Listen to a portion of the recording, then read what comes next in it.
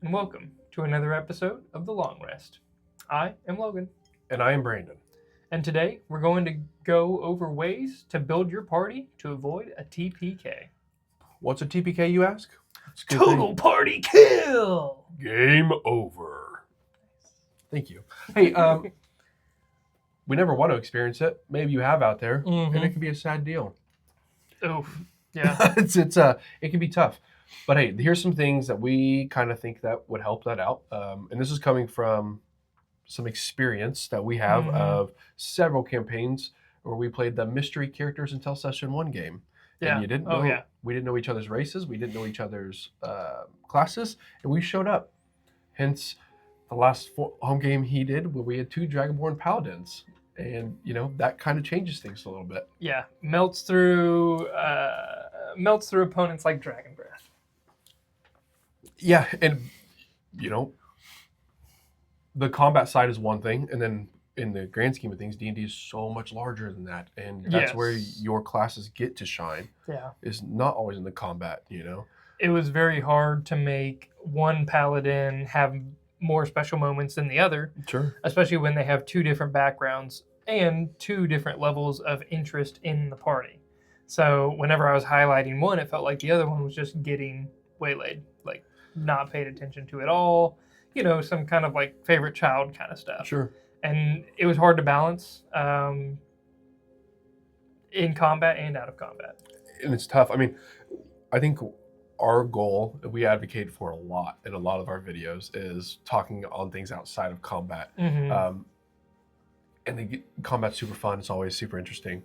But in the mainstream of the game, 65-70% of the game you're going to play is outside of combat. Yeah. And your class and your species are so much more than combat. Like, there's so much you can do with them, and how your skills interact with the world around it. Like, think about it in such a larger picture, I guess is all I'm trying to say. Absolutely.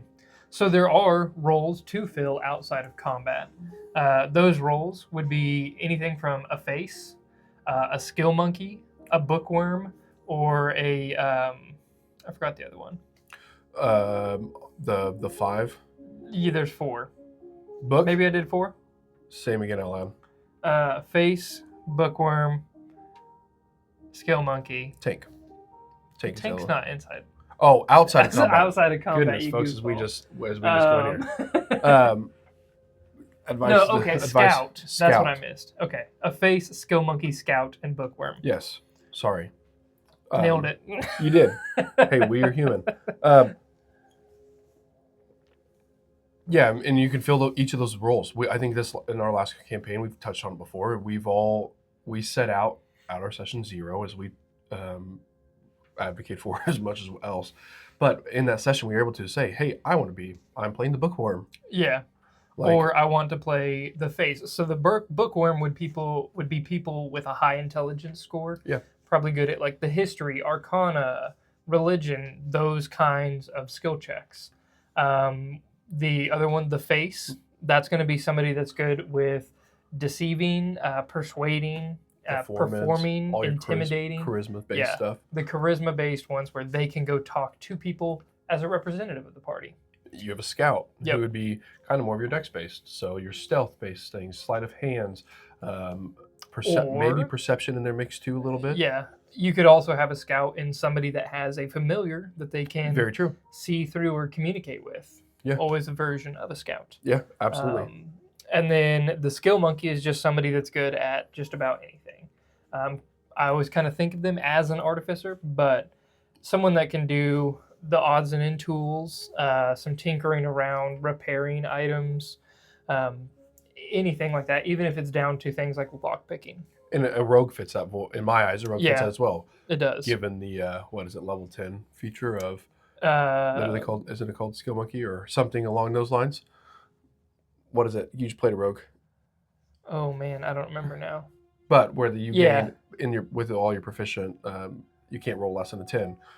Yes. Yeah, correct. Jack of all trades. Jack of all trades, yeah, because bards also get it too. That is true. That's right. They get it really early. We just discovered actually. But yeah, that's something that those guys fit that niche in that void. And when you marry all of those into a party together, if you're lucky enough to have 4 or 5 people at the table, everybody is really good in their skill set, and they will get the opportunity to be the shine when it's needed to be, and it helps flow the game as well as balance when those moments are needed where, oh, we have to solve this puzzle, and then also we have to move this boulder, and then all of a sudden we have to communicate with this individual. Like, everybody gets to flow and everybody's good at something, and you're all just a well-oiled and greased unit, I guess is all I'm saying. And that's the best part too, is not only are the roles filled, but also who to look for in that situation. Like if you guys are about to go barter for thinking for anything, you look to the bard or whoever is high in charisma, the warlock, whatever. You look to them. And then whenever you guys come across a puzzle, you guys go, all right, wizard, you got it. Get in there. Yeah. But then if you go inside of combat, because that's obviously another big part of Dungeons and Dragons, you're going to need somebody to tank that damage. So to not even deal damage, but draw aggression and then get the hits. So he can take all the hits for the party, for the squishy guys. Otherwise, you need somebody to deal damage. So while the tank is taking the damage, you need someone like a rogue or a paladin to get in there and just deal massive amounts of damage to melt through enemies and enemy hit points. You have a healer. Healers are always very important. Yeah. And more so in 2024, 5.5e, healers are way cooler. And that's a huge buff to the party, is having somebody that is no longer do I feel like you have to just pick somebody up and they're going to go down the next round. Like, you are doing something that is very meaningful to the game now, as well as... Not to mention the buff spells that a lot of healing classes get. Even if it's not dedicated healing, it has buffs like Bless, Bane, Magic Weapon, anything that gives somebody a buff, that would be obviously a buff spell. Those you don't say. No, duh. But you can also have debuff spells where you put them on enemies to make them weaker, like Bane, different things like that, or blind, deafness, reduce, the different things that affect them in combat. So you can have those buff or debuff spells, the healing spells, but then also people that control combat. Yeah, utility-based marksmen, which, those are very much like a bard is always the first one I think of. Mm-hmm. I mean, they're very strong in the utility-based side. They have a lot of crowd control, whether it be specific or wide, but they also can adhere to your party with inspiration and with the buffs at the same time. They kind of play that really strong utility-based. That's my go-to in that regard. Yeah, but the utility could also come from changing the terrain inside and outside of combat, but also taking people in and out of combat themselves, barricading them off, teleporting them to a different place. True. Completely debilitating them by putting them in a paralysis, whatever it be.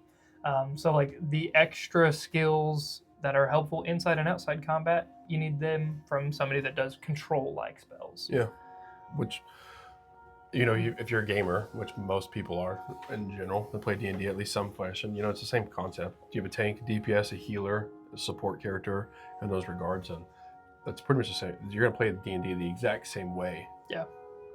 Communicating with your party before and balancing that out makes it so much, dare I say, funner. And that's the key takeaway, is not only knowing who to look for whenever you do have those situations arrive, but also already having them in place. You're not all of a sudden the wizard has to be the tank or whatever. That person is going to fill that role in combat. That way somebody else can go back and deal the damage. Right. If everybody's tanking, no damage is getting dealt. You guys are just eventually going to be a stalemate of hit points. And one important thing, especially when it comes to combat, when you touch each of these subjects, it allows you to be able to take a lot of force from the DM in a plethora of options and still have an alley of success. Mm-hmm. When you are all playing a martial class and everybody's up close and personal, well, the DM just goes, well, okay, I fly. Or everybody's that classic run away from the barbarian style. Yeah. I fly away. When those people can hit, how do I dare say it? When everybody can fill those voids of those opportunities that the DM can throw at you from left to right, and everybody can specialize in those moments. That is truly how we get into that just liquid state of flow. Like, there's no TPK going to happen here because, hey, if he flew away, I'm still going to be able to hit him with my spells. You can still hold him on the ground and do your ground and pound attacks. Like, you still have that opportunity to do that. Even when I can't see him, you've got it taken care of. Yeah. You know, he's running away. Good thing a rogue, you know, is going to do his rogue thing and run 90 feet per round. I'm not going to do that with my dwarven legs. You know, like, that ain't going to happen. But everybody can fill those voids, and you're able to hit those different situations with a lot more options and a lot more, hopefully, success. Yeah. You know, I agree. There's a bunch of ways to help avoid total party kills, but definitely balancing your party out through the different roles, knowing what they are, how to fill them, and who should be filling them, that's going to help you avoid them the most. Yeah, for sure. But another thing to add is it also, the roles filled depend upon how many people are in the party, you know? Very true. You mentioned 4 to 5. That's about the ideal number. Yeah. Too many, sometimes the roles get overlapped. Too few, and the roles are spread thin. So even whenever you have a smaller party, it's still possible to fill those roles. Just know your character is probably going to have to be more diverse rather than specialized. Right. And so you might even pick a class or a subclass that allows for that diversity. For sure. So, you know, there's definitely a lot of classes that are, in subclasses maybe more so make it that way, but where you kind of fill two niches. Yeah. Blood Hunter's one of them. I say any half caster truly is going to help fill multiple roles. That's a very good point. You know, like a paladin can be a face and a tank. For sure.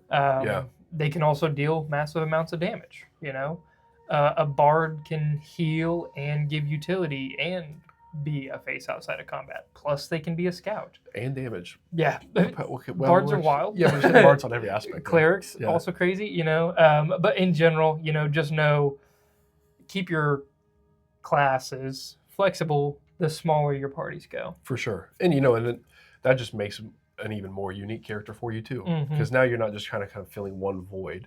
That gives you the opportunity to, like, open up the horizons and allow your character to, like, really flow into this tank healer, tank support, DPS healer. Like, there's a lot of cool little joints there that you can do that you know, at session 1 you were not anticipating, where you ended up 50, 60, 75, 100 sessions, wherever you end your campaign, you go, dang, it was really cool to watch that progression. Yeah. Where, like, the party needed this, and I kind of started to fill this void, you know, and, like, I would have never expected me to do this.